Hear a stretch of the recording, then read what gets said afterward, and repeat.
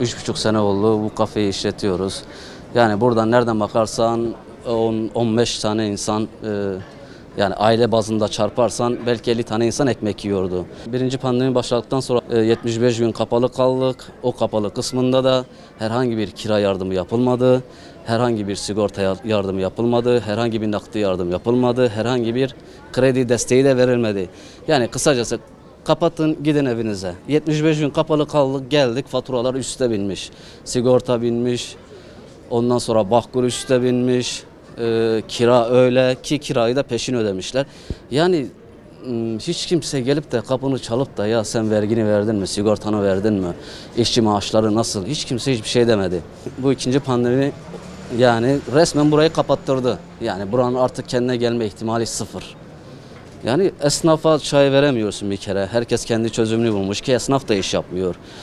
Kimi balık yapmış, kimi manav yapmış, kimi rezil bir şekilde çaydanlığını kapının önüne koymuş. 3-4 tane 5 çay satar mıyım, eve getirir miyim misali.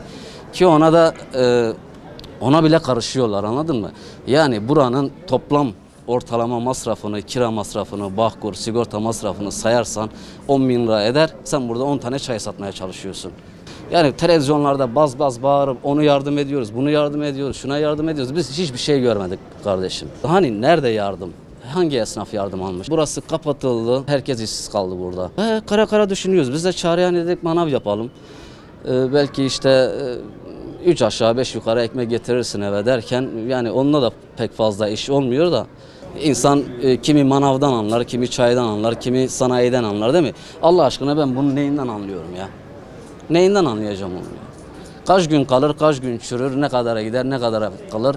Yani sadece böyle görüntü olarak evet hadi satalım gibisinden bir şey. Herkes her işi yapamaz, anladın mı? Herkes her işi yapamaz. Yani ben de bu işi yapamam ama yani biliyorum bu da zarar. Ama hani mecbur, çaresizsin yani. Son çare yani. Zarar biliyorum, emin ol zararın yani zarar yani. Bir destekler olsaydı yine burası belki öyle böyle iş yapardı yani. Kimse de kalmamış para. Özellikle orta kesim esnaf yani yerin dibine gömdüler. Tam yerin dibine gördüler. Gidin evinize kapatın, ne haliniz varsa görün. Sektör değişikliğine gittik. Endişeliyiz çünkü anlamıyoruz bu sektörden ya. Ya çayın hasından anlarım. Nasıl demlenir, ne kadar kalır, ne kadar satarsam ne olur. Ama ben bunun neyinden anlayacağım yani.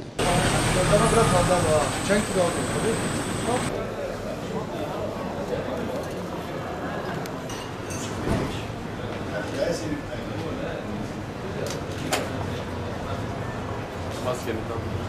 Hamsi, taze hamsi. Kaç kilo abi? 3 kilo abi. 2 kilo. 2 kilo hamsi ter taze. Eyvallah. Eyvallah amca. 15 yıldır bu mesleği yapıyorum. Çaycıyım. 6 ay önce pandemi döneminde 3 ay kapalı kaldık. Çok mağdur olduk. Harçla, borçla kendimizi çevirdik. Bir daha açtık. İşlerimiz zaten yarı yarıya düşmüştü. Ondan dolayı gene idare ediyorduk. Devletimiz bize kredi imkanı tanıdı. Ondan da mağdur olduk. 6 ay sonra ödemeli. Onu da ödeyemedik. Bu ay ödemesi vardı. Onu da ödeyemedik. Mağdur durumdayız. Ne yapacağız biz de anlamadık. Elemanlarımız mağdur oldu. Onların ihtiyaçlarını artık karşılayamıyoruz. Bizi de kapattılar zaten. Yeni bir işe atandık. Balık satalım dedik.